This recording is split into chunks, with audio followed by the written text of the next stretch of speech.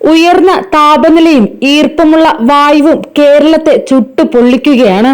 ഈ സാഹചര്യത്തിൽ നിലവിൽ 9 ജില്ലകളിൽ കേന്ദ്ര കാലാവസ്ഥാ നിരീക്ഷണ കേന്ദ്രം യെല്ലോ അലർട്ട് പ്രഖ്യാപിച്ചിരിക്കുകയാണ്. തിരുവനന്തപുരം, കൊല്ലം, പത്തനംതിട്ട, കോട്ടയം, പാലക്കാട്, തൃശൂർ, ആലപ്പുഴ, എറണാകുളം, കോഴിക്കോട് ജില്ലകളിലാണ് മുന്നറിയിപ്പ് നൽകിയിരിക്കുന്നത്.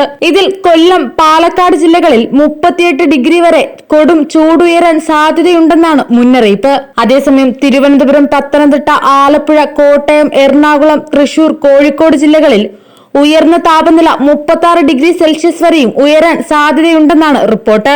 സാധാരണ അനുഭവപ്പെടുന്നതിനേക്കാൾ 2 മുതൽ 4 ഡിഗ്രി സെൽഷ്യസ് കൂടുതലായിരിക്കും താപനില എന്നാണ് കണക്കുകൾ പറയുന്നത്. മാർച്ച് 14 മുതൽ 18 വരെ ചൂടും അസ്വസ്ഥതയുമുള്ള കാലാവസ്ഥയ്ക്ക് സാധ്യതയുണ്ടെന്നും ബന്ധപ്പെട്ട വകുപ്പ് അറിയിച്ചു.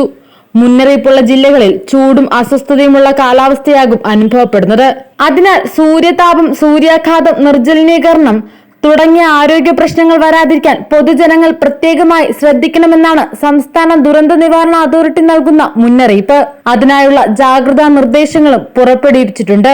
ഈ ദിവസങ്ങളിൽ പകൽ 11 മണി മുതൽ വൈകുന്നേരം 3 മണി വരെ നിർബന്ധമായും ശരീരത്തിൽ നേരിട്ട് കൂടുതൽ സമയം സൂര്യപ്രകാശം ഏൽക്കുന്നത് ഒഴിവാക്കണം. മാത്രമല്ല, പരമാവധി ശുദ്ധജലം കുടിക്കണം.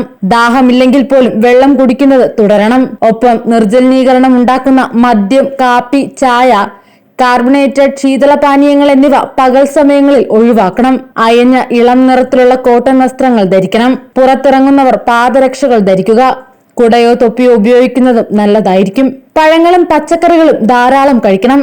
ORS, ലായനി, സംഭാരം തുടങ്ങിയവയുടെ ഉപയോഗവും നല്ലതാണ്. മാർക്കറ്റുകൾ, കെട്ടിടങ്ങൾ, മാലിന്യശേഖരണ നിക്ഷേപ കേന്ദ്രങ്ങൾ തുടങ്ങിയയിടങ്ങളിൽ തീപിടുത്തമുണ്ടാകാനുള്ള സാധ്യതയും ഏറെയാണ്. അതിനാൽ പ്രത്യേകം ശ്രദ്ധിക്കേണ്ടതുണ്ട്.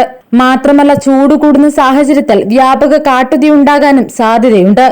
അതിനാൽ എല്ലാവരും കൃത്യമായ ജാഗ്രത പാലിക്കേണ്ടതുണ്ടെന്നും ദുരന്ത നിവാരണ അതോറിറ്റി മുന്നറിയിപ്പ് നൽകുന്നു.